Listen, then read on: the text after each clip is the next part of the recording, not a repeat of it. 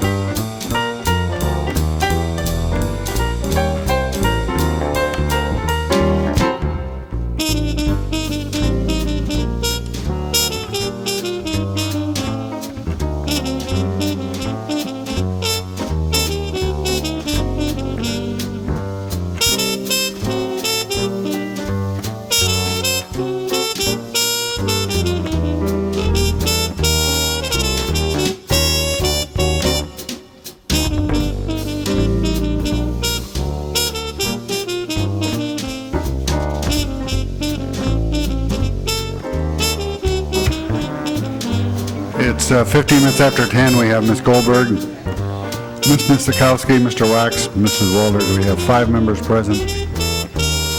Need 5 more.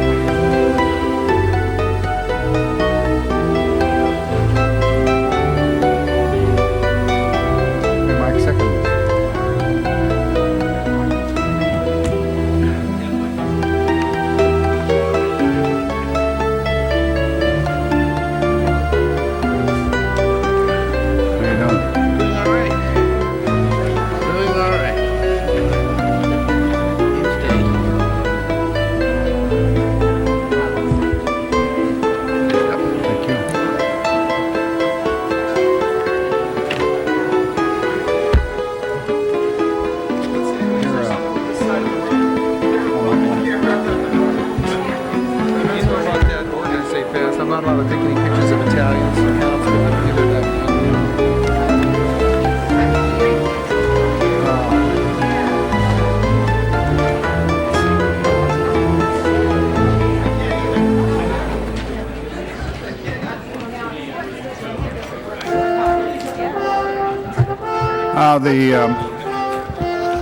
The council will please come to order. We have almost a quorum, but let me point out that this is will be a meeting of the City Council for the City of Los Angeles on the 19th day of February 1999. There are 15 council districts in the city. The regular meeting days are Tuesday, Wednesdays, and Fridays. We are currently being viewed by cable subscribers throughout the Los Angeles area on Channel 35, and we're also being monitored by council phone. We do have some presentations. Joel?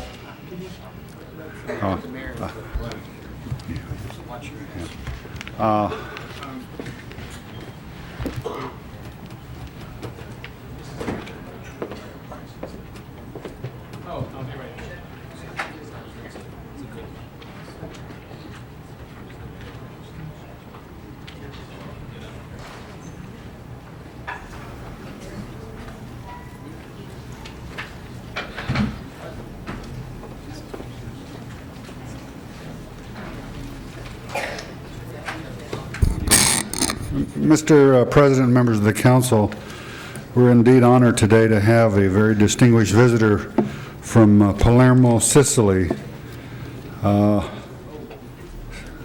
Italy is part of Sicily. You look Sicilian. But I'm greatly honored to be able to introduce Mayor Orlando from Palermo, who has a very distinguished career in government. He has got a law degree from the University of Palermo, and he studied in Heidelberg in Germany.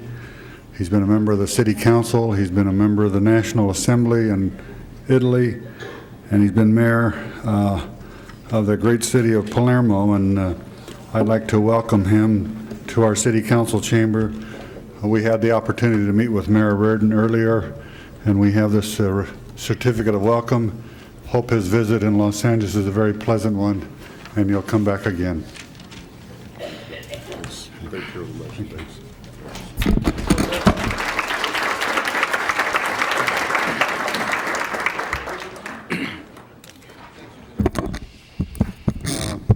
Mayor, before I introduce you, let me point out that he is accompanied here by Joe Sorrell, who is the president of the National Italian American Foundation, a national organization, and we would like the mayor to now say a few words on behalf of his city.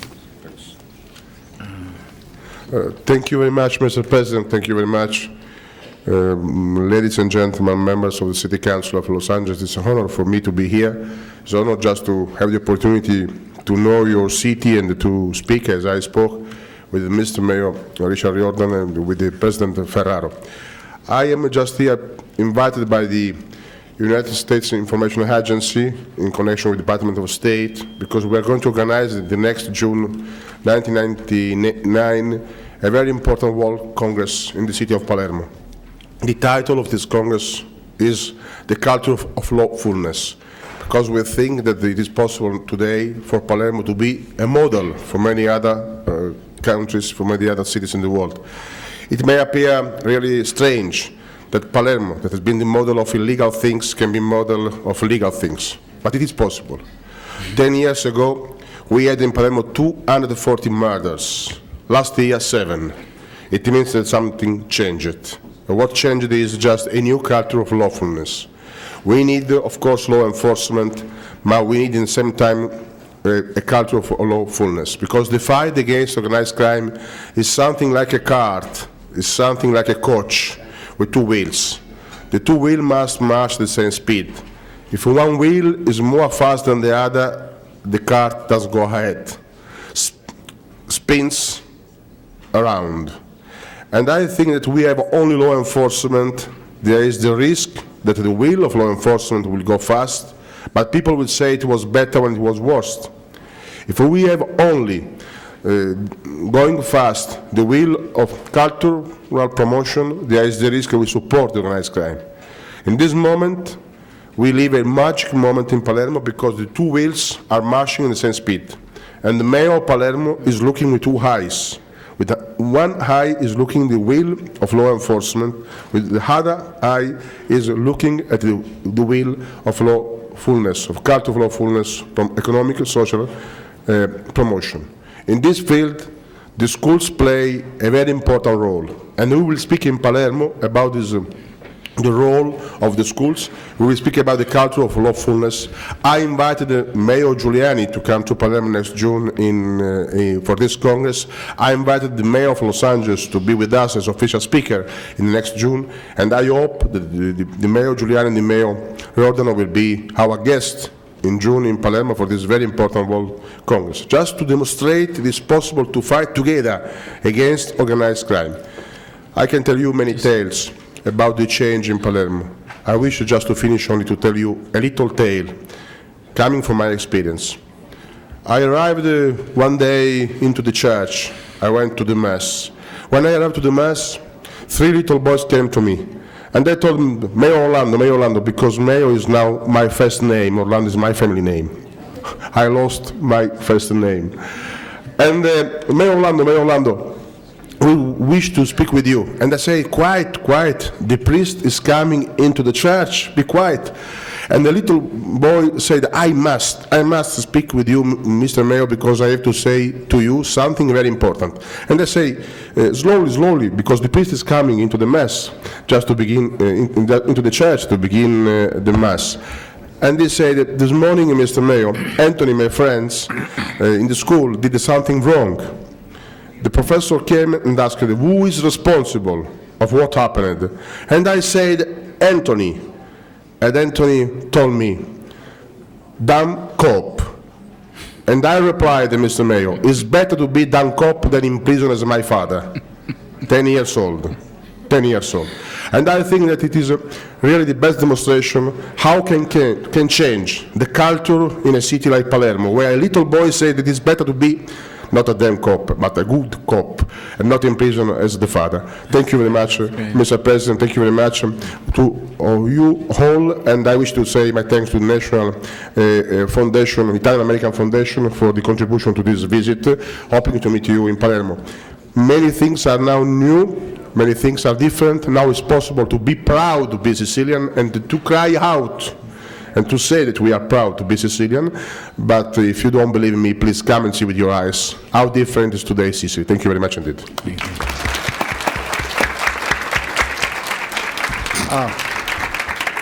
Mr. President, members of the council, I should point out that they are building a baseball stadium in Palermo, and they're going to name it after Joe DiMaggio.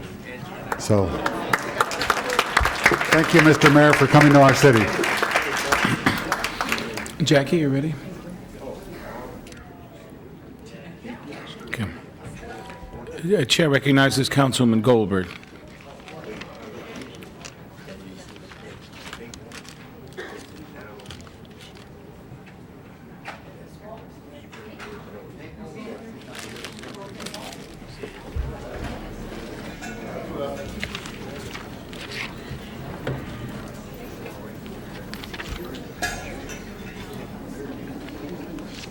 Okay.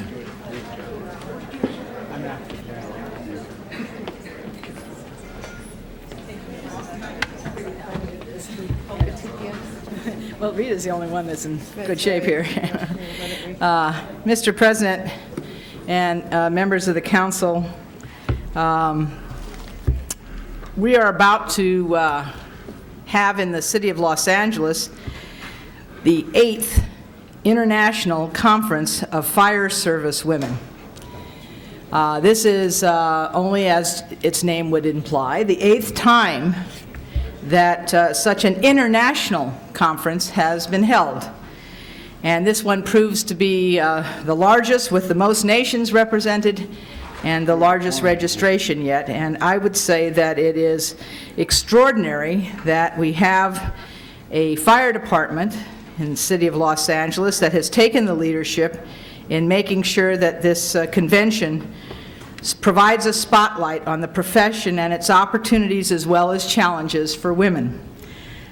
So you have before you a resolution that reads, "Now therefore be it resolved that by the adoption of this resolution, the City Council of the City of Los Angeles joins myself, the President of the Council, Laura Chick, Rita Walters, Ruth Galander, Cindy Misikowski, in welcoming the women in the fire service to Los Angeles on their 8th International Conference, and commends them for providing an international organization for women firefighters." I'd like to ask the folks that are here from the committee to please come forward.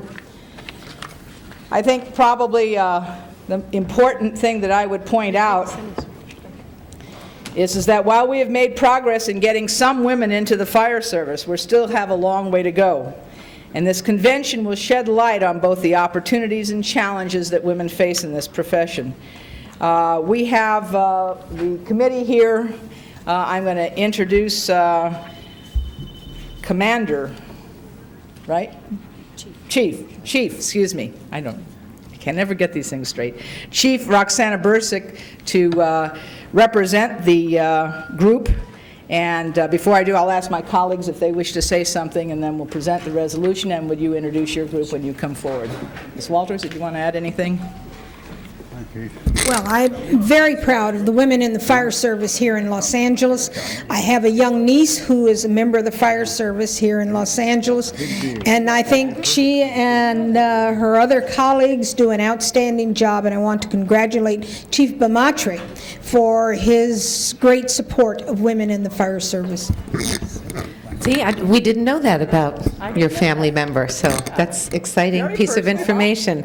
I'm just echoing what my colleagues have already said, and I'm glad that Councilmember Walters gave Chief Bamatre the recognition that he deserves. I heard this morning that there are more male firefighters and members of fire departments that have been involved in the planning and will be attending than ever before as well. That's good news too. Thank you. Cindy?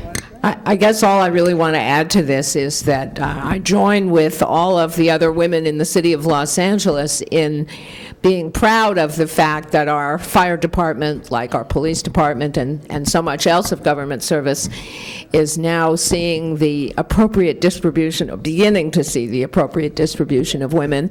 Yes, I know, we're not there yet, I understand. No, I know. But several years ago, we had an opportunity here in the chamber to recognize for the police department the first woman motorcycle cop and the first woman drill instructor and all those kinds of things. And it's really a pleasure to be able to acknowledge that the fire department is getting on the fire engine here and getting the show on the road. And I am very proud of all of you and congratulate everybody. Captain? Hi, I'm Chief Bursick, and I'm here representing the National Women in Fire Service. Unfortunately, the Executive Director could not be here to accept this resolution this morning. We'd really like to thank the City of Los Angeles and also the City Council and the Mayor's Office for all their support and commitment to this conference. And we'd also like to thank all the local fire departments that have been involved in this event, and especially the Los Angeles City Fire Department for hosting this event, and members of the Planning Committee. As you can see behind me, we have very many members of the Planning Committee with us today.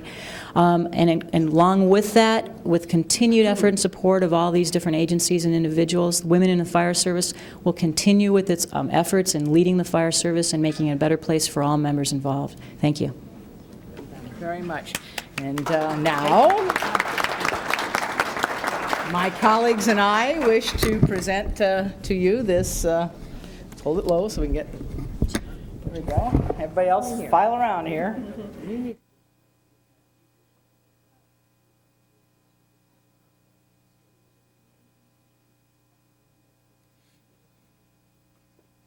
This begin? February 24th. February 24th at? The Omni Hotel, now the Wilshire Grand. The Omni Hotel, now the Wilshire Grand. Okay, so if you're interested, they can call the fire department administration downtown and get more information. Thank you. Thank you. Let's go out this way. Oh, okay.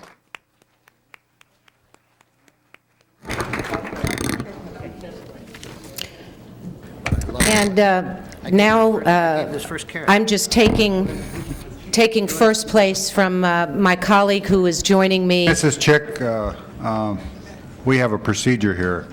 Oh, I thought Councilmember Goldberg is doing this presentation as well. She did or didn't, she did her presentation. She's a part of this one, but if you want to call someone else, I'll wait until you call me. Well, you snuck in because Mr. Wax is supposed to go now, but he's such a gentleman, he'll allow you to go ahead.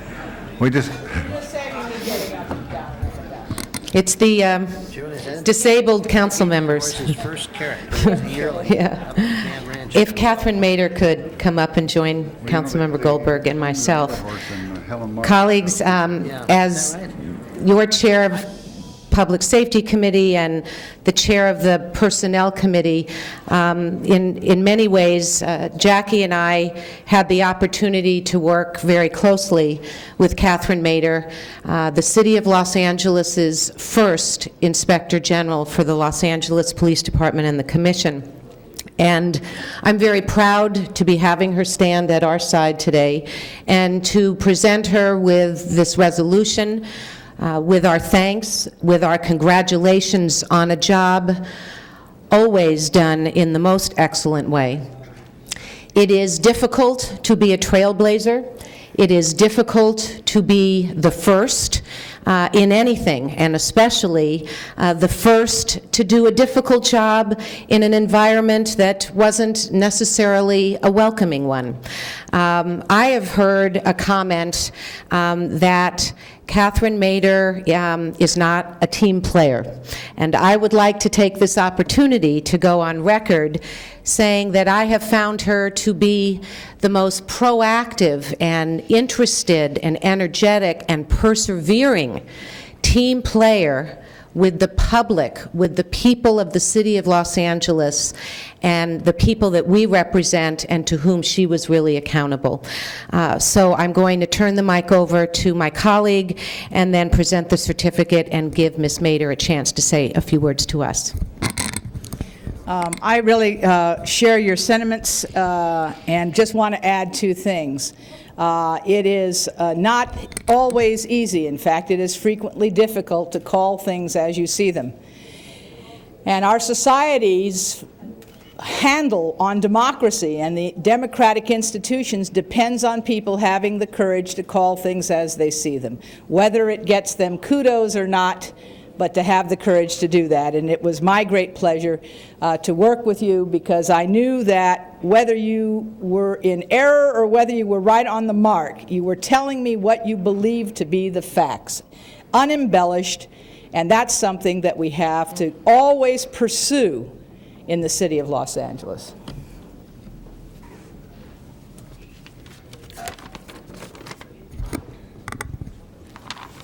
I'd like to thank all the members of the City Council for this honor and say that I enjoyed immensely the 2.5 years that I spent as the first Inspector General. I feel very proud of the accomplishments of the office and of the staff that made sure that all these accomplishments succeeded. I'd also like to really thank particularly Council members Chick and Goldberg, who've been with me the whole way, every step of the way for 2.5 years. And I'd also like to thank my family, who's here today, part of my family, my husband Norman and my son David, 2 other kids too who couldn't come, for all the support that they have certainly given me through the highs and lows of this job.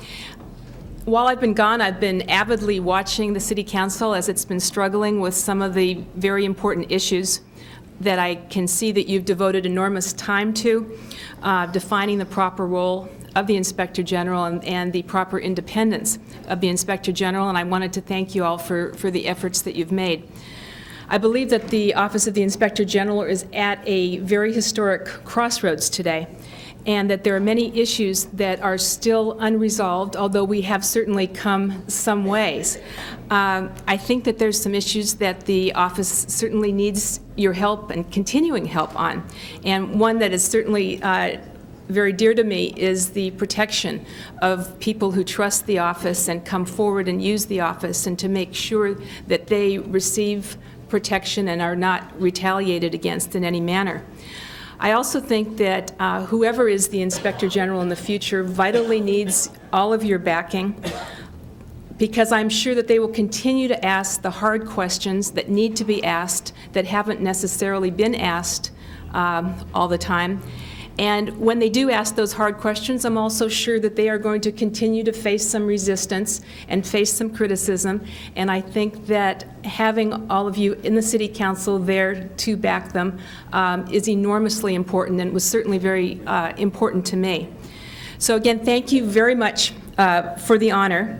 I'd like just to emphasize that I don't believe that the disciplinary system or the Office of the Inspector General is really beyond the Christopher Commission, but I believe that with your help someday that the office and the disciplinary system will embody what the Christopher Commission envisioned for it. So again, thank you very much.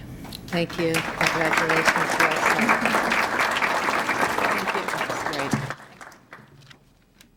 thank you, Mr. President. Thank you.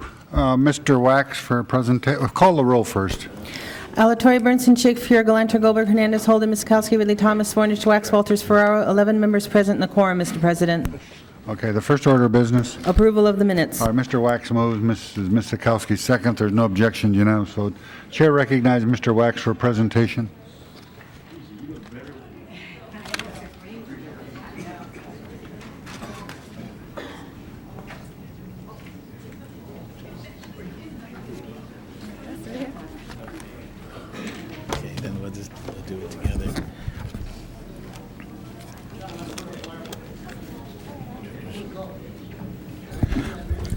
Mr. President, members of council, Okay. as you are aware, next Wednesday, the Grammys return to Los Angeles. And I think that all of us in this room know that Los Angeles, Richard. as the arts and entertainment capital of the world, really is the place where the Grammys belong. but it hasn't been easy. And with me today is Kathy Schlossman, who is one of the persons, as the head of the Los Angeles Sports and Entertainment Commission, who worked so hard with the entertainment industry, the host committee, the mayor, and others who worked to bring the Grammys back to Los Angeles after a 2 years absence. It means a lot to the city to have them back. It's obviously a boost to our stature. It's an important boon to the economy. But it also sends a signal, as Los Angeles is a host city, a signal that we hope to be sending more and more in the days and years ahead. And so I thought it was just at least important to acknowledge the work of the people who helped make this possible.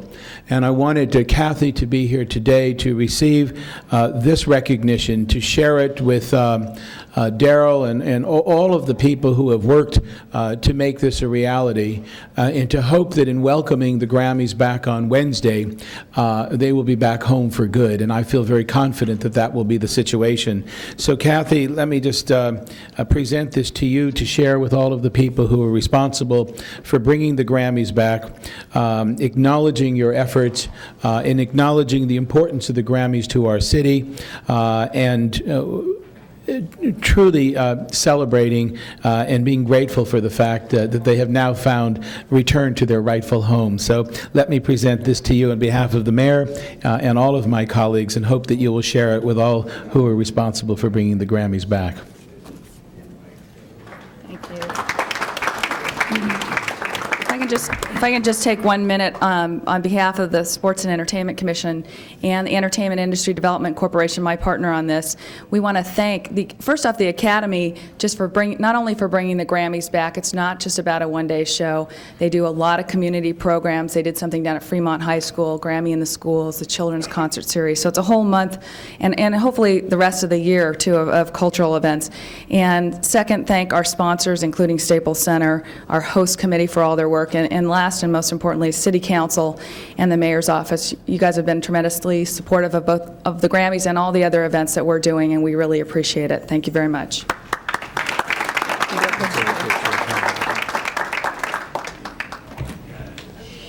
Thank you, Mr. Wax. Mr. Hernandez for a presentation.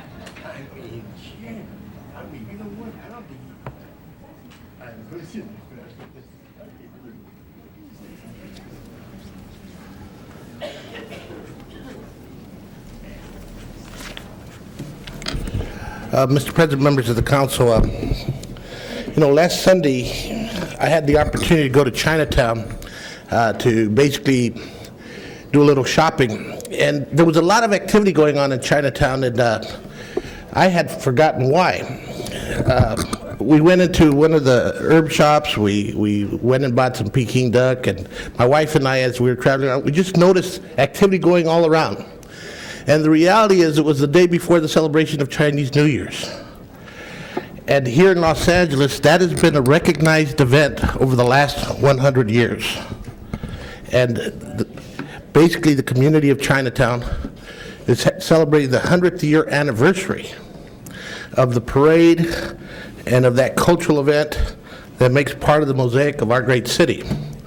And I want to encourage everybody to take the time to spend some time in Chinatown in regards to this celebration. I'd like to call Mr. Peter Wu up, who is the president of the Chinese Chamber of Commerce.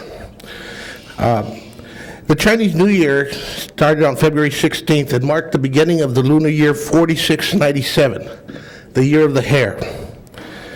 The New Year period lasts approximately a month and consists of many festivities, such as visiting families and friends and to wish them good fortune and happiness in New Year's. For Los Angeles Chinatown, this means the annual Golden Dragon Chinese New Year parade, complete with cultural units, marching bands, and floats. Again, we're celebrating a 100th anniversary of the parade, and its longevity, it has become an important cultural event for the city of Los Angeles and the mosaic that we call the people of Los Angeles. I'd like Mr. Wu, who is the current president of the Chinese Chamber of Commerce, to accept the resolution on behalf of the entire City Council for the activities of the Chinese Chamber of Commerce, the Chinatown community, for it wanting to continually express what their culture is about, and to be part of what makes our city a great city, for sharing the good fortune, health, and happiness, longevity and friendship and prosperity of that community with all the residents of the city. And again, I want to recognize Mr. Peter Wu for his activity as the president, but also for basically sponsoring the event.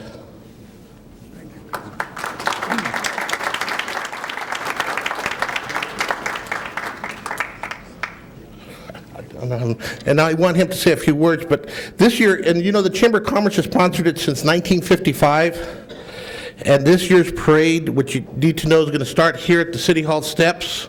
There'll be a VIP reception starting at about 11:30, and the parade is from 2 to 5 p.m. The parade's going to proceed from City Hall East, along Main Street, to Avenida Cesar Chavez, and finally on North Broadway. It'll include many different surprises that we haven't had before. There'll be skydivers coming down to Chinatown, and the Mulan Parade from Disneyland that is basically being sponsored by Disneyland and Channel 18. Other activities will include a street fair, cultural performances Saturday and Sunday, a carnival on Avenida Cesar Chavez and North Broadway. There'll be on March 12th a New Year banquet at Empress Pavilion, and again there is an annual charity golf tournament. But I'd like Mr. Peter Wu to say, because of all the communities in Los Angeles, Chinatown tends to have the most cultural events, and everything from the Moon Festival and so forth. They're trying to share what they are about with the rest of the city. And at the forefront of a lot of these events is the Chinese Chamber of Commerce, and I'd like Mr. Wu to say a few words about that. Thank you, Councilman Hernandez. Happy New Year, President Ferraro, Kong Hei Fat Choi, Councilmember Goldberg, and all other council members. It is a great honor for the Chinese Chamber of Commerce and me myself to be present in this morning to meet all of you. For the last several years as the president of the Chamber, it's always my most pleasant task to bring along a very attractive group of young ladies, our Queen and Court, as well as Little King and Little Queen, to meet you all in this chamber, and I have to thank you for providing us such an opportunity. The Chinese Chamber of Commerce has been celebrating New Year since its formation in 1955. However, his pictorial record indicates that the Golden Dragon Parade, or the parade in Chinatown during Chinese New Year, had existed before the turn of the century. Because of this, we try to dedicate this year's parade as a centennial parade, not only to celebrate the Chinese culture, and as well as to celebrate the diversity of our city. It is a celebration of diversity which makes our city the great city for all us to live in. So, Councilmember Hernandez and all other council members, as well as all other city departments, we're very grateful for all your continuous support for the past, and without which our parade cannot be successful. We are going to have a great parade and hope that you all can come out and join all Angelenos to celebrate this great cultural event and cultural diversity. And we all wish you a very happy New Year again. Thank you.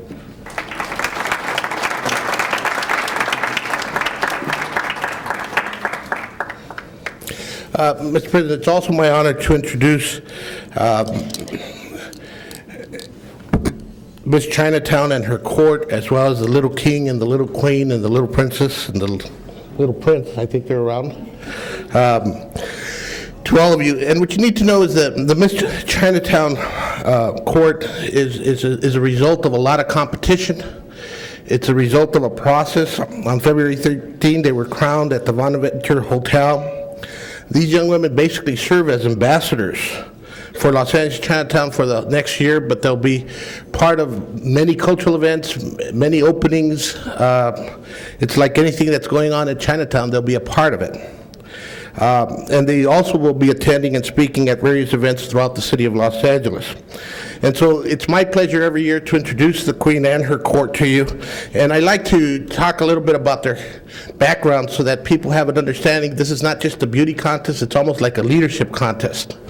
And the young women who are selected to represent Chinatown are taken very seriously and play a very vital role in regards to being ambassadors for that community.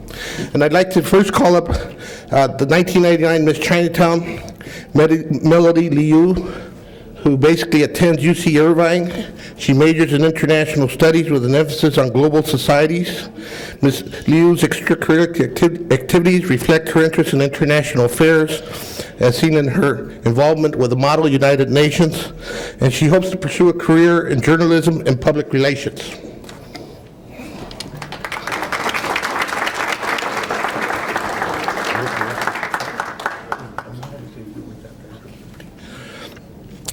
Next, I wanted to call up, you could stay up here, that way. I'd like to call up the second princess, Catherine Judy Kao. Oh, the first princess. I'm sorry, I moved ahead. Let me call up the first princess, Joanne Chang. Joanne is basically a sales and marketing manager for Merit Medical Industries, and as a professional figure skater, her talent earned her the title of Regional Figure Skating Champion in 1987. Ms. Chang graduated from UC Irvine with a degree in International Relations and plans to attend graduate school for her master's degree. And again, First Princess Joanne Chang. Where am I? Here you go.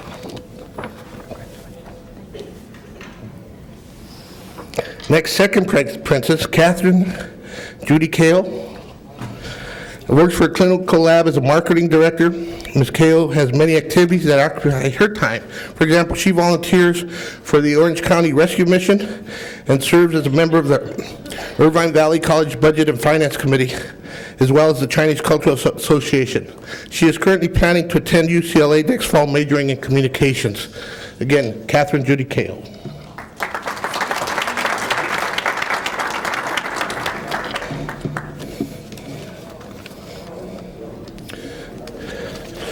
Third princess, Joyce Kuo-Ling Zhang. She attends the University of Southern California, where she majors in business administration with a double emphasis in marketing and finance. Ms. Zhang spends her free time participating in a wide variety of interests, from kung fu classes to snowboarding. She hopes to own her own clothing design company. Again, Joyce Kuo-Ling Zhang.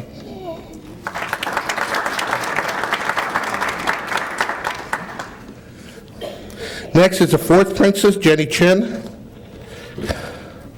Jenny attends UC Irvine, where she majors in psychology and social behavior. Ms. Chen's many activities include being a conversational tutor for Japanese exchange students and a substitute teacher. Not surprisingly, she plans to be an elementary school teacher after obtaining her teacher's credential and master's degree. Again, Jenny Chen.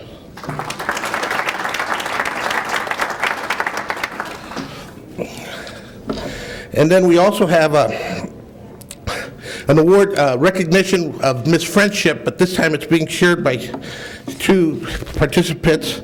But I'd like to call up Nancy Soon Hua Fang. Did I get that right? Close, huh? This is Nancy, Ms. Fang, should say, graduated magna cum laude from UCLA with majors in political science and Asian American studies. She now attends UCLA Law School and hopes to practice family and immigration law. She shares this title of Miss Friendship with also the fourth princess, Joyce Kuo-Ling, and what it means is her colleagues voted both of them as Joyce Kuo-Ling Zhang, voted them as basically the most congenial, the friendliest of all, and they want them to serve as co-Miss Friendships for the Chinatown Court and play that role. And again, here you go. This is Nancy. Okay. And Joyce.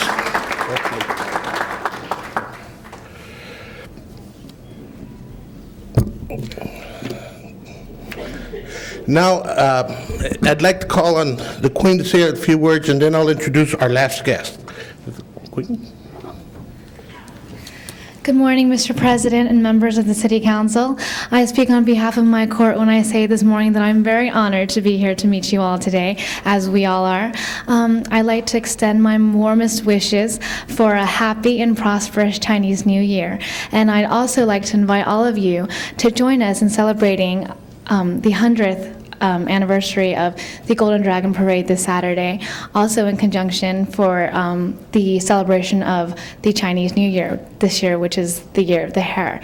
I'd like to say that we are very pleased to be here today, and we hope that you will all join us in celebrating one of the most important celebrations and one of the most important holidays in the Chinese culture. I speak on behalf of my court when I say we are very looking forward to attending various multicultural events and being able to be a part of this diverse community and being able to represent Chinatown in Los Angeles. Thank you. I also like to say that we have souvenir booklets for all of you council members, for you to take home and to enjoy and to see. Thank you so much. And I'd also like to introduce my court, and who will each say something to all of you this morning. Thank you so much. Thank you. John Horfat-Joy. Good morning. My name is Joan Chang, and it is a pleasure and honor to be recognized by the City Council, because in recognizing the court, you are also recognizing the Chinese community. And we are now the representatives for our community. Just like you, we have agendas throughout the year, and we intend to raise cultural, social, and political awareness in our community. And we are so looking forward to that. We thank you very much for recognizing us. Thank you. Thank you. Next. Good morning. Thank you for having all of us here today. I would like to say that as court, we have many events planned for this year to increase the diversity in Los Angeles.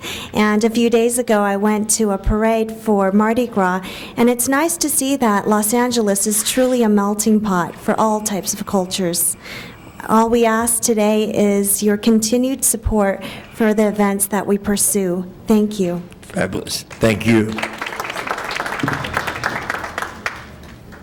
Good morning, everyone. As once again said, it is an honor to be here this morning. We're fortunate enough to represent our community this year, and we do have many events planned, and we have goals set for ourselves that we do intend to keep and to complete by the end of the year. So thank you again for your support and all your just support and effort to help us out with everything further to come. Thank you. Thank you.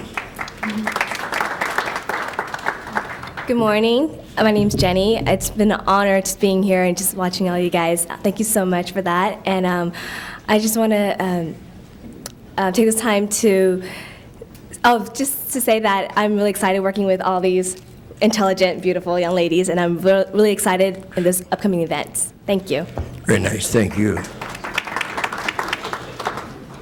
Good morning, everybody. My name is Nancy Fong, and I just wanted to say that I appreciate everything the work that the City Council does for Los Angeles to make this a better city, and I would like to further extend you an invitation to the parade and to the cultural events that we have planned, and thank you for your support for the Chinese community. Thank you. Thank you. Gun Horfat-Joy. You know, in Chinatown, part of the celebration is the family dinners, and there'll be many family dinners throughout the next 20 days that'll be going on in the associations. And a lot of family activities happen, but one of those activities also include the selection of a little queen, a little princess, a little king, and a little prince. And I'd like to recognize the little queen for 1999, Shannon Dang, who's 6 years old. And Shannon, if you'll come up, she had a real special treat this morning because what she basically stated she wants to be when she grows up is a firewoman or a firefighter. And so she saw the the recognition of the conference we're having in Los Angeles, and she got to meet some real firewomen who are out there as firefighters representing the city of Los Angeles. And so, Shannon, we're here to congratulate you on being chosen the Little Queen for the 100th Golden Dragon Chinese New Year's Parade. May this experience contribute towards making you a future leader in our community. Congratulations. Beautiful, beautiful.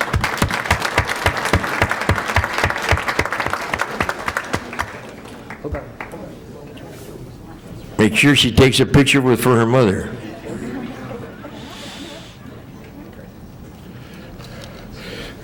And the little princess for 1999, Rebecca Wong. Here she is, and Rebecca is 5.5 years old. I don't know if anybody she's can... beautiful. Yay. And Rebecca, when she grows up, wants to be a singer. Is that correct? Excellent. So here you are, Rebecca. She'll be queen very soon. She's darling. And then we have the little king for 1999, Evan Drew Karihara, who's 5 years old. And he wants to be a gray Power Ranger when he grows up. Excellent. Dresses very smartly. And last but not least, is the little prince, 1999, Edmund No, who's 5, and wants to be a doctor when he grows up. You want me to pick you up too? There you go. Congratulations.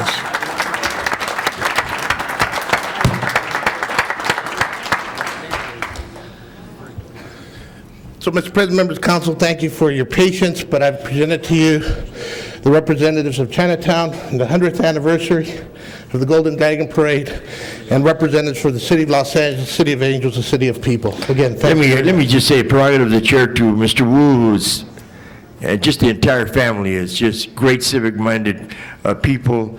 They've been around, a great businessmen in Los Angeles.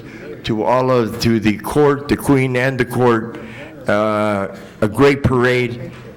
And obviously you represent just truly a great community that's an integral part of the city of Los Angeles. Congratulations. Thank you. Thank you very much. Thank you. Thank you, Mr. President. All right. Ms. Galanter for a presentation.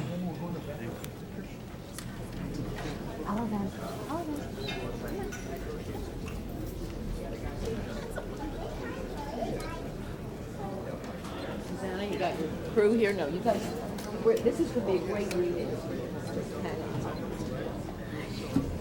Nikki, where's the rest of my stuff here? Okay, thanks. Mr. President and members of the council, I actually have two related presentations here today. I'm going to start with the winners of the logo contest sponsored by our own city agency. You all know Susanna Reyes, although you probably don't think you do. But the Department of General Services, as you know, has been trying desperately to run a really effective in-city recycling program. And every year we have a contest in our different city departments to design something that will catch the attention of people such as yourselves. And I want to tell you my favorite one is the one on here that was designed by somebody in the police department that says, "Think before you toss." Ladies and gentlemen, I am going to be watching you. Think before you toss. We have here today a number of special guests, and I hope you have all received this calendar with all the winning logos on it. The Think one is down here. Please read it every day, at least Tuesday, Wednesday, and Friday. I'm joined this morning by a number of representatives of the Department of General Services, and our special guests include several people from Pacific Bell, the Pac Bell Directory, who contributed savings bonds for the winners of this contest. We have Steve Rao, the marketing manager, and Susan Lucero, who's the recycling coordinator. We always like to have recycling coordinators here. And we have, I hope, somewhere here, we have the winners from a number of the departments. Some people were not able to be here this morning. Tony, are you going to talk too? No. Okay. Susanna, are you going to talk too? Yeah, you are, I can tell. This is the Waste Prevention Logo Contest, 1999 version, and we have winners. I'm going to read the list of the winners. And those of you who are here, if you would like to come up and receive your certificates, that would be very nice. As I mentioned, some people were not able to be here, but the purpose of this is to remind all of us that we are still, despite a fabulous job that these people are doing here in the city, and most of our city employees are doing, we still don't do enough. We could do better. And so I may go around on Tuesday, Wednesday, and Friday and check out who's reading your calendar. I'm getting tired of cleaning up the garbage in this place, despite your best efforts. So let me read the list of winning entrants. We have 12 of them, each of whom will get a savings bond, courtesy of Pac Bell, for which we thank you very much. Betty Wei Ling Dong from the Planning Department. Are you here? Yes, here she is. Is that it? Oh, that's it. Hold on to that. Oh, look at that. Yes, it makes us all embarrassed, doesn't it? Manny Medina Kawa, I'm not going to say it right. Hey, we got two people from the Harbor. No, we don't. Two from the Harbor Department. Manny, tell me how to say your name properly. Kawe. Manny Medina Kawe from the Harbor Department. Who's got a copy of his note? Keep that up there. Rodolfo Leyva from the Community Development Department. Listen, you all know who you are. Come up closer so we can do this. Oh, I love these. Do you want to keep the savings bond at the same time? No, you could do that separately, because I got to get on through the rest of this. James Jordan from General Services. Hold on to these. Jordan Price from Public Works. Congratulations. Donna Brown from General Services. Represented by Michael Layden. Thanks so much. Thank you for coming. David Jones from LAPD. Not here. Vernon Tabarara from Public Works. Was I close? Yeah, close enough. Abraham Razon from Public Works. We got a lot of Public Works people here who, not here. All right. Now we have a couple of other people. Bruce Sutherland from the Harbor Department, Stephen Harris from Transportation, Angela Yang from LAPD, and all of them, you can see you've all got, put the logo out where we can see it too. They've all got their designs with them, and you can, for those who want souvenirs, we also have these. And I want to say congratulations to all of you, and thank you for thinking about this issue. This is really important, and it will be very helpful to all of us, I hope, in raising yet further the consciousness of everybody in the city. There are still an extraordinary number of people who don't look before they throw things into a container, and I thought we had everyone trained, but I was wrong. So keep up the good work. Maybe by next year we'll have everybody trained, and congratulations to all of you. You want to say something? Okay. Thank you all. Step to the side for a second, because this is the perfect lead-in to my other presentation, which is also related to the Harbor Department. And I'd like to ask the representatives of the Matson Shipping Line to join me at the podium. As Mr. Savornich, did you want to join us? As many of you know, the Matson Company is one of our oldest, longest-standing tenants at the Port of Los Angeles. They've been with us since 1971. Is that what you told me? No, that's the new terminal. That's the new terminal. And we've been here since probably 1930-something. Well, they've been here longer than I have, I'll tell you that.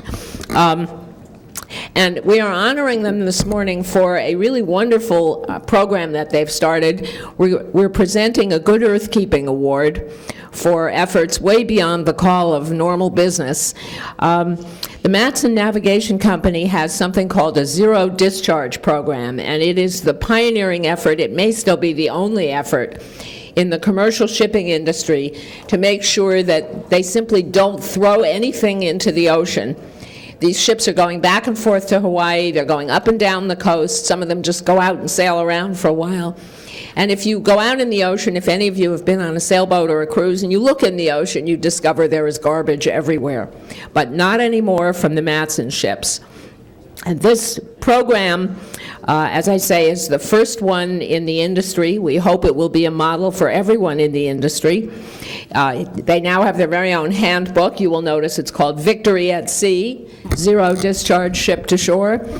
And this is the kind of victory at sea we want to see more of. I'm joined here this morning by several representatives of the Matson Company and also by Larry Keller, Executive Director of the Port of Los Angeles. We have Gary North, who is the president of Matson. Matson Terminals. Matson Terminals. Okay, Matson Terminals. I don't understand all this internal stuff. As long as you clean up the ocean, I don't care about your internal organization. You figure that out. Robert Forrest, who's in charge of the Matson Terminals here, right? Have I got that straight? At least this week. Ron Forrest, sorry. And Captain Lynn Korwach, who is here visiting us here from San Francisco, as is Mr. Matson. Mr. Matson, that's you, Gary. Mr. North. Lynn is, first of all, the first woman supertanker captain, probably container ship captain. Yes, that's what I meant. To me, that's a supertanker, but it's a different kind of tanker.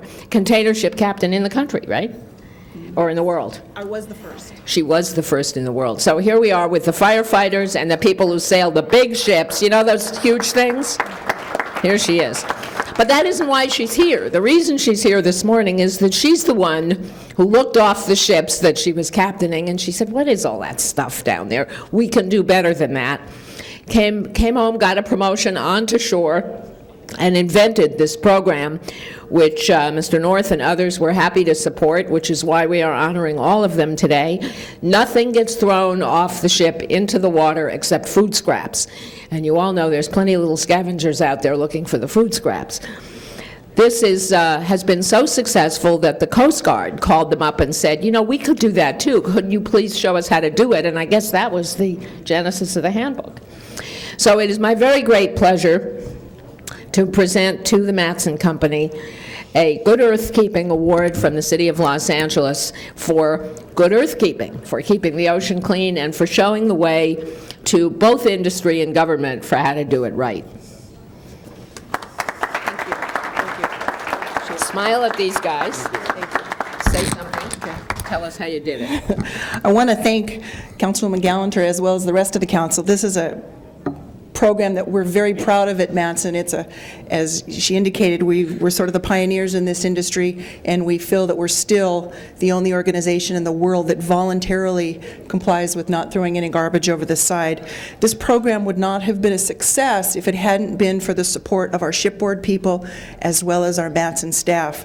We feel that as the premier shipper to Hawaii, that we have an obligation to ensure that both our California beaches as well as our Hawaii beaches continue to be pristine, and that we don't do anything, we do everything we can to avoid despoiling those beautiful areas. So I thank you very much. Matson's very pleased, and we appreciate your support. Thank you. Thank you. I just want to read you one statistic before we go. This is the sort of stuff that really makes you ill. In 1982, the world's fleet of vessels, excluding commercial fishing vessels, dumped approximately 4,800,000 metal containers, 300,000 glass containers, and 450,000 plastic containers into the sea every day. They don't do that anymore, at least off these ships. Scary.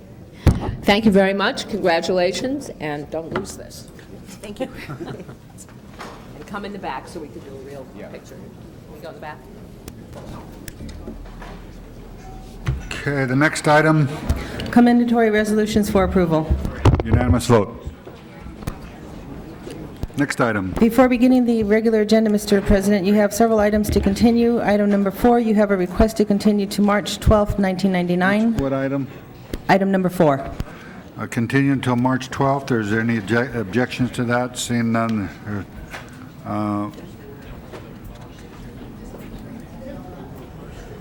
Mr. Alatorre has asked. Item number 8, I would like to get that referred to my committee. There's no fiscal impact report on it. Thank Is you. there any objections to that? Seeing none. There's objection? He wants to send it to committee.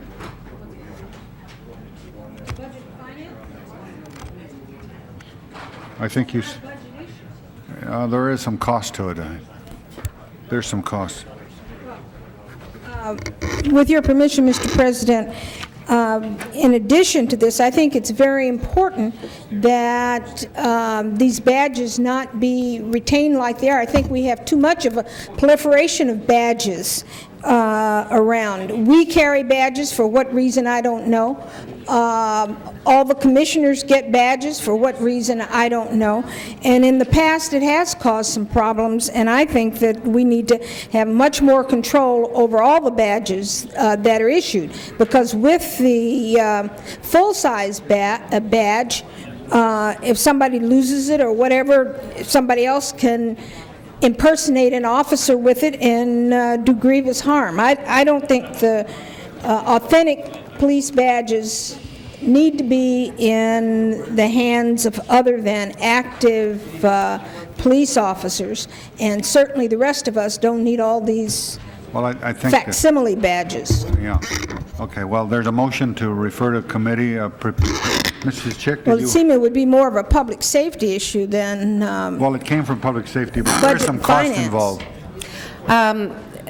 Colleagues and Councilmember Walters, I have had this item in Public Safety Committee twice, in fact. The first time, a report came from the commission and the chief and the department approving, allowing officers to, upon retirement and meeting certain criteria of honorable retirement, to obtain and buy their badges. When it came into committee, the department sent a representative saying, the chief wants to look at this again. Please send it, we want to take it back. It came back to Public Safety Committee that second time with a very different recommendation. The second time, the department, in a sense, contradicted itself and said, no, we don't think that's a good idea.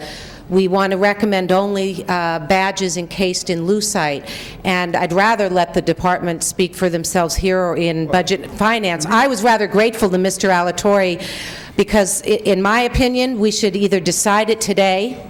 Right. I don't want it back in public safety to have these And I don't changes. know why Budget and Finance would hear it. Well- If there's a dollar figure, it's so minuscule. The dollar figure is not what's important here. It's Well, whether or not people are going to be walking around with badges that are not police officers, not active police officers. Well, Okay. All right, You know, Ms. Goldberg. I'll debate it. These badges have retired on them? Yeah. And in what size is the word retired? Is it like obvious? It's obvious. It's obvious? Absolutely. It's a different badge than the. It's a different badge than the yeah. active duty badge, and it says retired on it? Exactly. I appreciate what you're saying, but if it's a different badge and it says prominently retired, I'm not sure I think that it's a problem, but if it were the same badge, it didn't have retired on, they just got No. to buy and keep their badge, then I'd be worried about this Right. too. That's Well, see, I don't have a problem, because I'll be problem. very honest with you. I think that, I only took it because we have no CLA report, no CAO report, no fiscal report. Now, I'm prepared to dispose of it appropriately now, and the appropriateness would From the be, department? fine. Mr. President, could we hear from the department? We have other things on the agenda, exactly. and I mean, this is- I would like to get this, let's just hold it on the desk for the time being, because Fine. I want to get. I'll send it to I'm afraid to lose members, and we I'd won't like to have move, 12 I'll members. move that it be Well, we sent to. spent an hour, Mr. President, in awards. and I You didn't want to know- stop that? Just bring in a motion to stop that. We would be happy to do that. Well, whether I want it stopped or want it continued, it isn't the point. The point here now that I'm making is that it's Well- highly unusual not to hear from the department when a member requested on an item But that is it's not that before we're us. killing it, we're sending it to committee. That Yeah. means you're killing it. No, that is we'll not kill the it here case. then, if that's You're what a you member of want. that committee, or Could you... we hear from the department here? Is there somebody from the department here? Item is on today's agenda. No, I'd like to hear from the department. First of all, we're gonna set this on the side. We're gonna take up the other items. Item number 8 is on the desk. You know, I think it's All right. The next, You also have a request to continue item number 19 to March 23rd, 99. 19 to 19, Yes, Mr. President. continue until March 19th? March 23rd. Huh? March 23rd. March 23rd. Is there any objections to that? Mrs. Walters, you don't have any objections to that one? Okay, that will be the... You'll hear from me when I have objection, Mr. Chair. I'm sure I will. I'm sure I will. Okay, item number 1 is the charter. Is there anybody in the chamber who wants to be heard on item number 1? It's a hearing. Hearing none, that will be continued. Let me point out, members of the council, we had a special meeting scheduled for Monday, the 22nd, to consider the proposed unified charter. However, I'm announcing that the postponement of that meeting, we will not meet Monday. It must be delayed in order to allow the city staff to analyze the latest copy of the proposed unified charter. A document with hundreds of changes marked in handwriting was delivered to the City Hall yesterday afternoon, and I understand that additional changes can be anticipated, with another draft and more handwritten changes to be submitted Monday. I believe it is important and prudent that we have a staff analyst analyze the on hand as all the changes are made, identify the final document, and what his implications of the changes are before the council meets to consider the proposed charter. We will announce the new meeting as soon as possible. Next Thursday might be a good day, so we'll keep that date in case we have to have a schedule the item. And so Monday we will not meet. Okay, the next item. Items 2 and 3 are public hearing items, and ordinances first reading. The council needs to continue the public hearings and the ordinance to March 5th for Prop 218. Okay, we have to have 2 hearings, right? Okay, is there any... Huh? This is the second hearing. So, all right, is there anybody in the audience who wants to be heard on item 2 or 3? Seeing none, the public hearing is closed. Now we want to continue the ordinance for... Yeah, to March 5th. All right, the ordinance, if there's no objections, the ordinance will be, and the hearing will be continued until March 5th. Next item. Next item, Mr. President, item number 5 is committee reports. You have 2 reports, motion required. A motion is required. We have 2 reports on item number 5.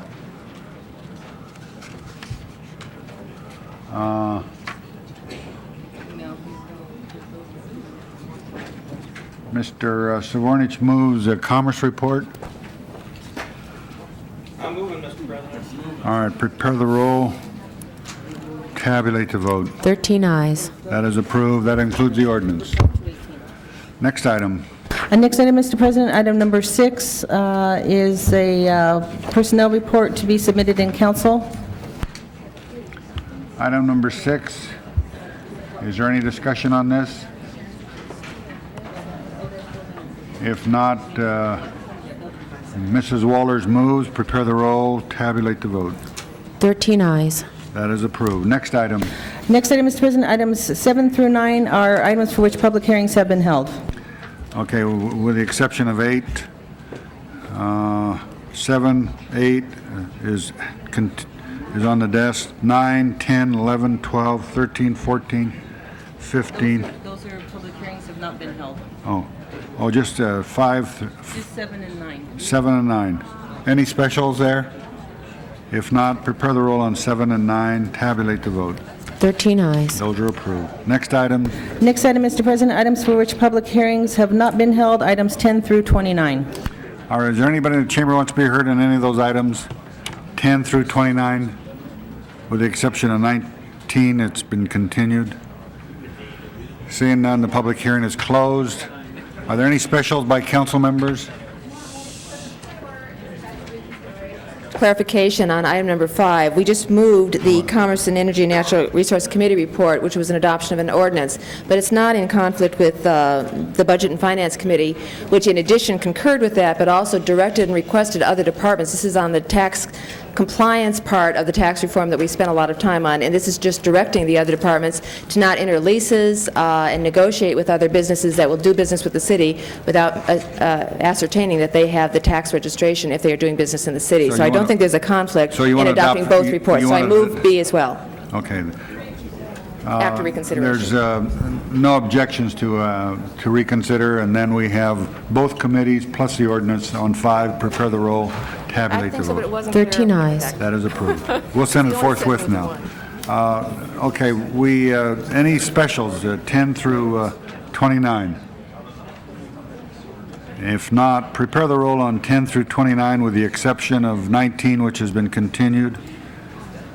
Tabulate the vote. 13 ayes. Those are approved. We want to send 27 forthwith. Anything, next item? Item number 30 on the continued agenda. Item number 30. Is there any discussion on item 30? Mr. Savornich? Yes, Mr. President, members of the council, this was the amendments to the office holder ordinances, and I believe there are a series of ordinances before us, and I would like to suggest, and maybe the city attorney or the CLA could help, I believe there is a second reading ordinance before us, which is the ordinance that does not have the modification as I requested last week. And then there's a first reading ordinance that's before us. Maybe Mr. Alperin can assist us. In fact, there's 3 ordinances. One in regards to the rules regarding lobbyists and all of that. Am I correct, Mr. Alperin? We don't have a mic yet, Mr. Alperin. Thank you. There are 4 ordinances before you. There's amendments to the lobbying ordinance. There's amendments to the provisions in the municipal code regarding office holder accounts. And there's provisions in the administrative code with regard to office holder accounts. And then there's a separate ordinance which is in response to your motion. If the council today were to adopt all the first 3 ordinances and put your ordinance over for second reading until next week, then if your ordinance was then adopted next week, it would merely become effective and supersede the other ordinance by 7 days. Or what we could do is receive and file the second reading ordinance that my ordinance amends. Is that correct, Mr. Alperin? No, you don't want to do that, because the ordinance in response to your motion deals only with the one provision that your motion related to. Now, what you could do if you wanted to. Tell me what we can do today, Mr. Alperin. Okay, what you could do today is have first reading on your ordinance. If your ordinance is adopted today, then it supersedes the other ordinance? Then you adopt the other ordinance as well. It's clear in the way the ordinance is written that it supersedes the other ordinance. So in any event, it'll supersede the other ordinance if it's adopted with respect to your issue. So what you're recommending is that if we want to go ahead and make the changes that I recommended, that we adopt all 4 ordinances today? Yes. Okay? Yes. Mr. President, then I would then recommend that we adopt all 4 ordinances today. The ordinance to which mine made a technical amendment would supersede the second reading ordinance that is going to be here today, provided we get 12 votes for the first reading ordinance. That way, the technical language is cleared up, and we move to a fiscal year in regards to office holder legal rather than per case. Is that correct, Mr. Alperin? Well, it would, as I understood the motion, it's Tony never has simple answers. The limit would be per fiscal year per case. So for each case, you could receive $1,000 per year. That is correct. And Mr. President, I would ask for an aye vote on all 4 ordinances today. All right, Mr. Burnson? Mr. Hernandez? That's okay? All right, prepare the roll on item 30, all the ordinances. Tabulate the vote. 13 ayes. That is approved. We'll send that forthwith. Okay, and next item? Item number 8 is on the desk, Mr. All right, President. item number 8 was on the desk. Why don't we just, Mr. President, let's just try, I'd like to dispose of this matter. I mean, I was going to refer it, but I would ask that we take the issue up. You have before you a list of cities in Southern California that basically state that one way or another, usually they are given, the retired police officer is given their badge when they retire. I think that it is what is being asked for. On the one hand, it was sent to the committee with the recommendation to do exactly what is being done now. Then it goes back and it comes back with a different thing. Now, the survey that is going to be that the police department purported to have taken is a survey that was taken from cities throughout the country. What you have before you are cities here in Southern California, which I think is more relevant than what they do in New York City or Chicago or wherever else. I think it's ridiculous to even take the time with the city council. I think we should dispose of this matter in an appropriate manner by voting it down. I ask for a no vote. Ms. Misakowski? To change it. Ms. Misakowski? So that it accomplishes what we want. A clarification, the request with the ordinance to be drawn allows that the badge, a requirement that to go with the badge would be that the badge be permanently encased for display purposes only. Is the badge to be presented in that manner?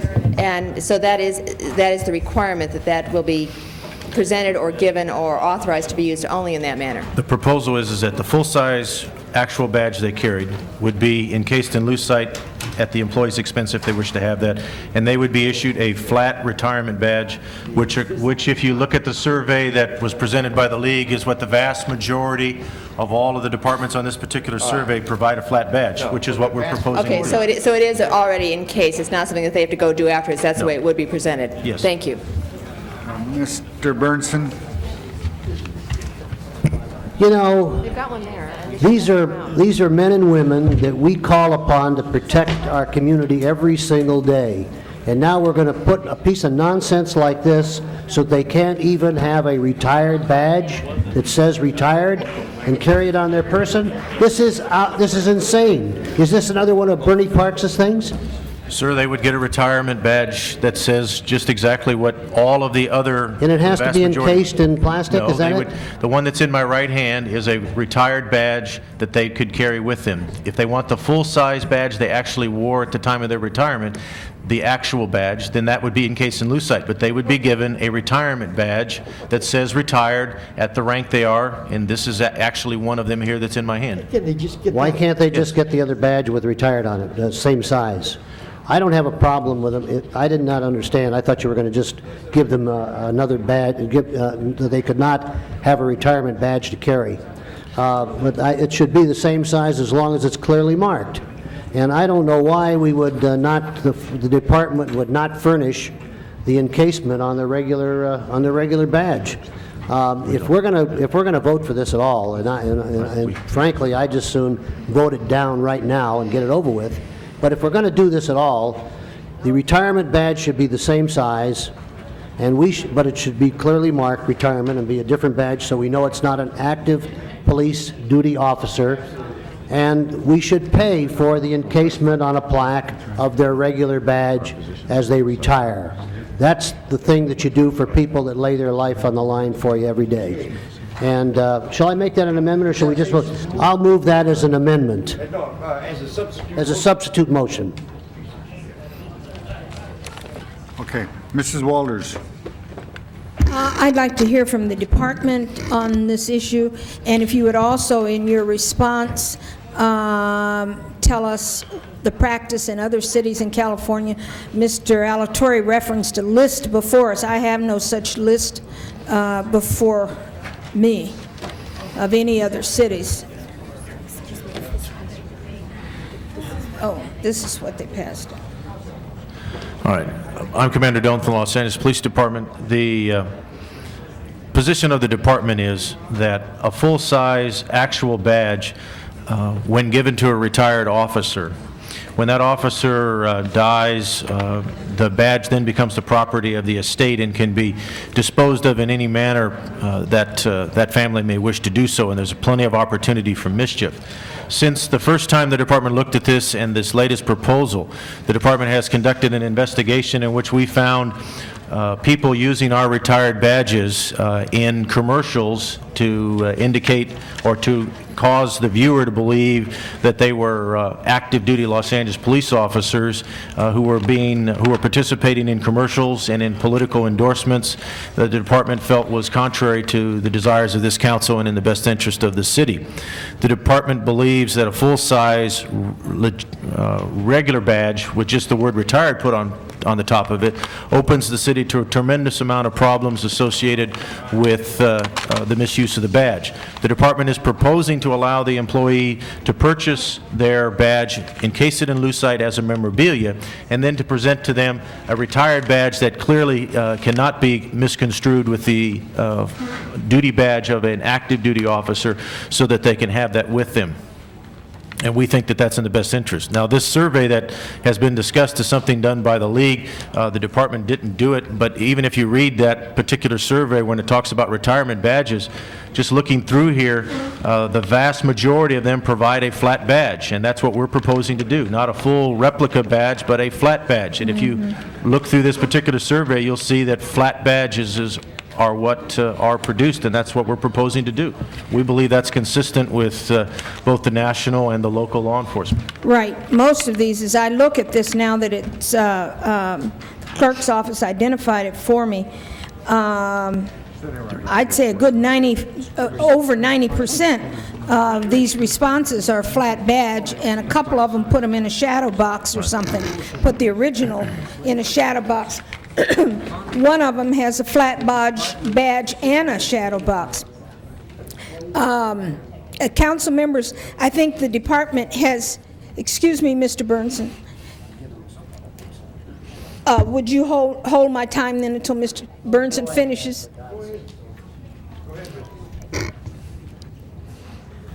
The council members, I think the department has some very good reasons and some very good concerns about continuing to issue these badges.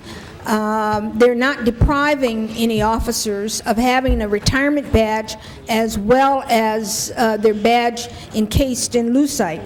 The department has said that the officers pay for it to be encased in lucite. If we want to, Mr. Burnson's motion would take that cost upon the city, for the city to pay for that.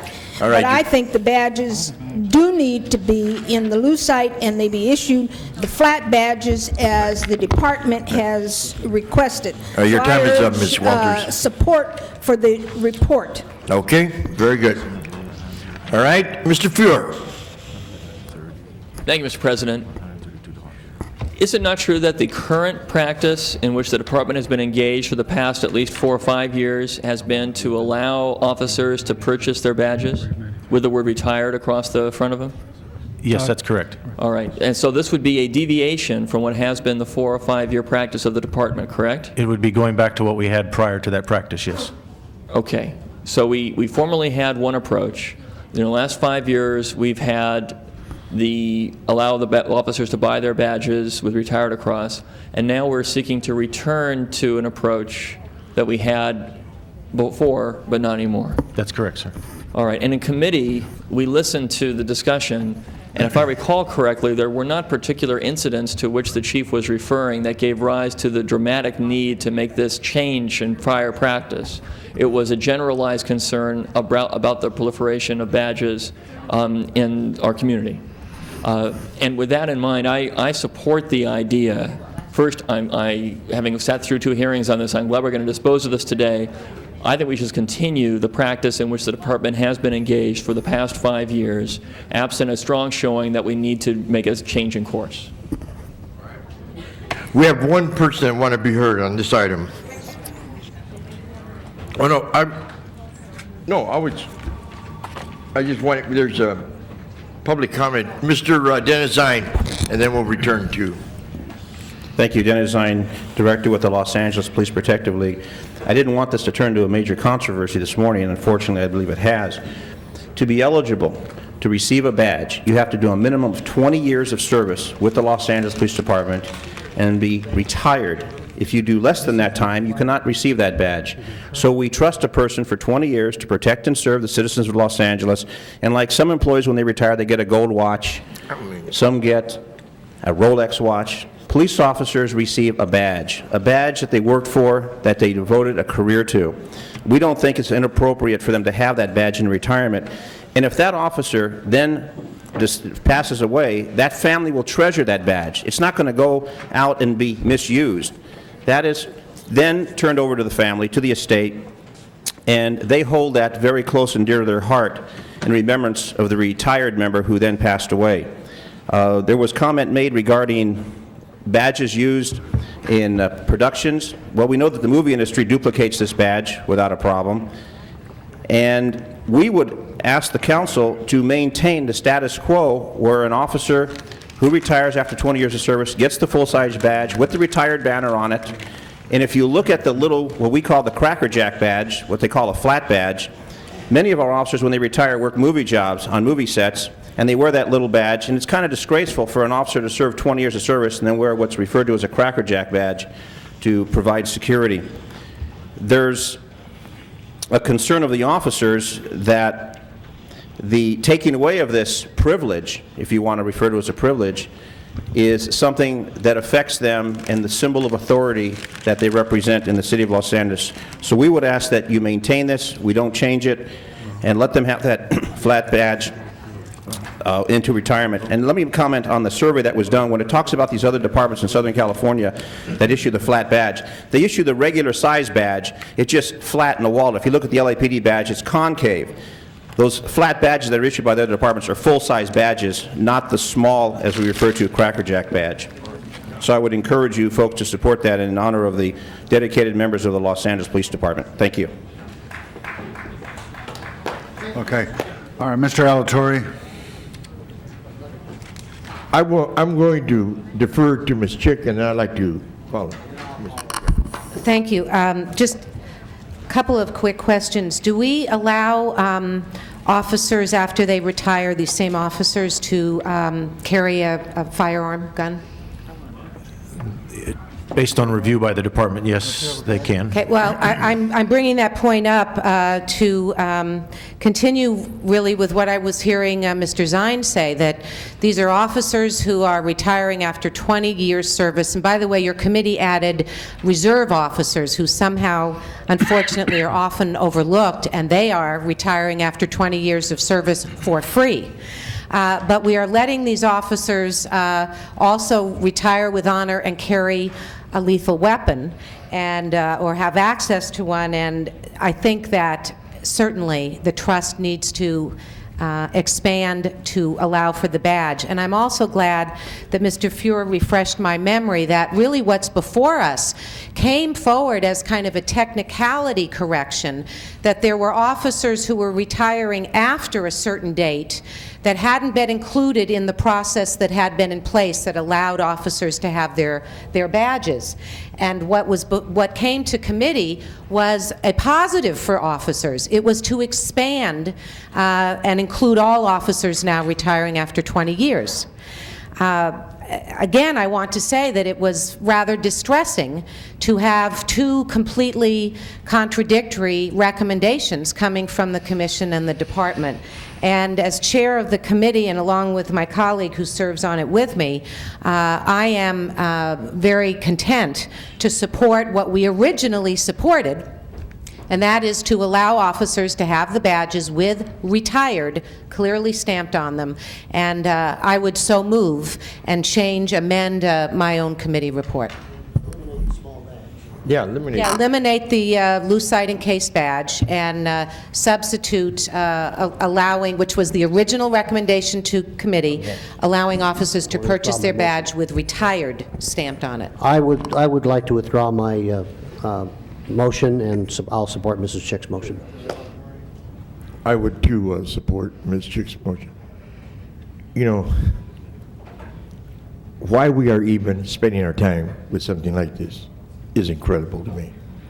And then, you know, as I've stated before, then we wonder why we have, you know, the little, you know, backbiting little things that go on that is unhealthy for this city.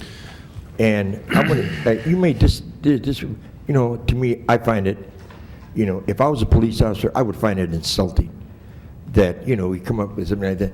And then the worst part of it is then they got to pay for it to have it encased. This is, I mean, for 20 years, this is not somebody that, I just don't, it's not one of these that I come in and five months later, I decide to leave the department.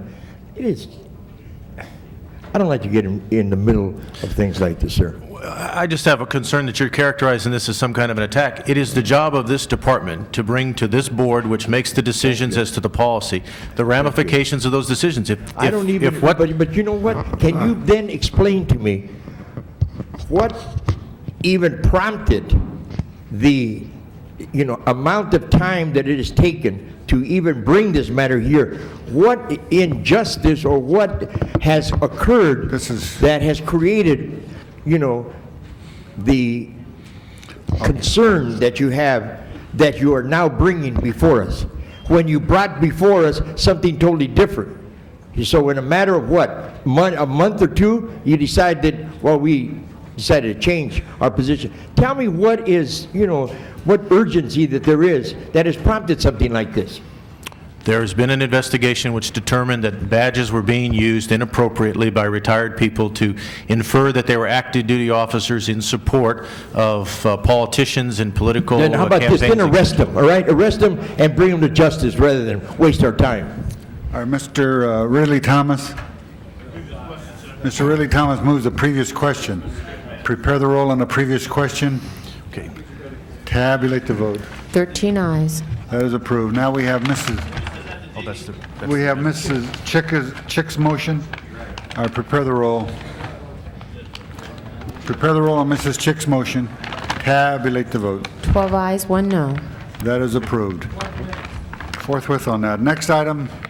Next item, Mr. President, special one, it's a motion brought in by Councilmember Alatorre. The city attorney will explain the need to make the finding.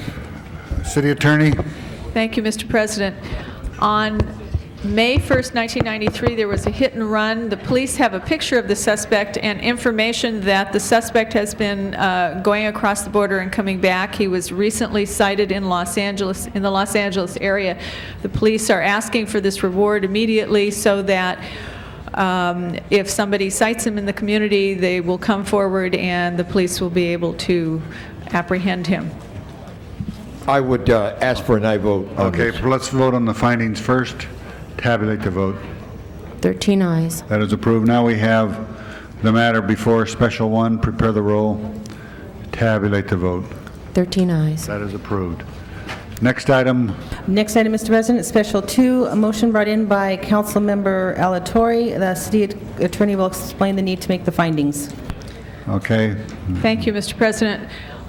This is also a hit and run. On January 29th, 1999, a car hit a pedestrian, and the person who was driving the truck did stay in the area, and when the police came, he then fled, and the 80-year-old pedestrian was killed.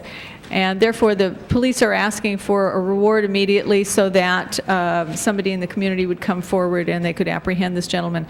The council needs to make the findings that the need to act arose after the posting of the agenda, and there's an immediate need to act. Okay, prepare the roll on the findings. Tabulate the vote. 13 ayes. That is approved. Now we have the matter before us. Prepare the roll. Tabulate the vote. 13 ayes. That is Both approved. items Fourth, fifth on 1 and 2 specials. Next item.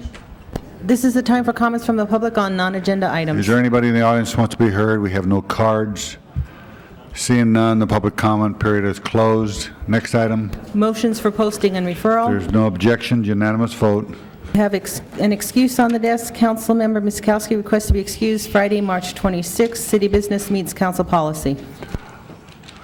A unanimous vote. That clears the desk, Mr. President. Okay. Again, members of the council, There will not be a meeting Monday, the 22nd, so we do have an adjourning motion, so would everyone please stand? Everyone in the audience, please stand.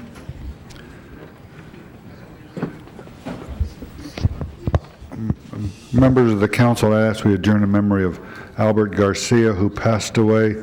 He was the one that developed the Equestrian Center. Was a very interesting man. He leaves his wife and 2 daughters, and I'd ask we adjourn in his memory. Second. Mrs. Walters?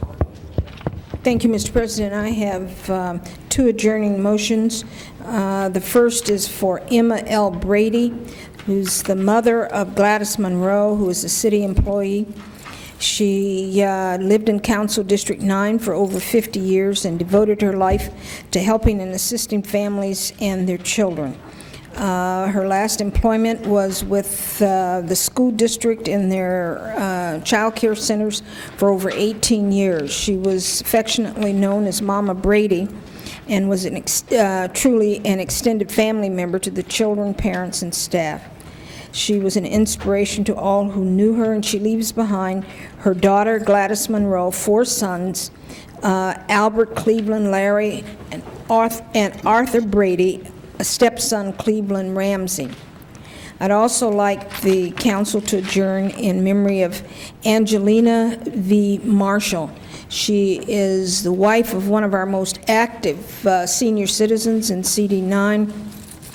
She was preceded in death by 4 of her 5 children. She leaves her husband, Richard Marshall, and her daughter, Earlene Ford Candies. Thank you. Call the roll.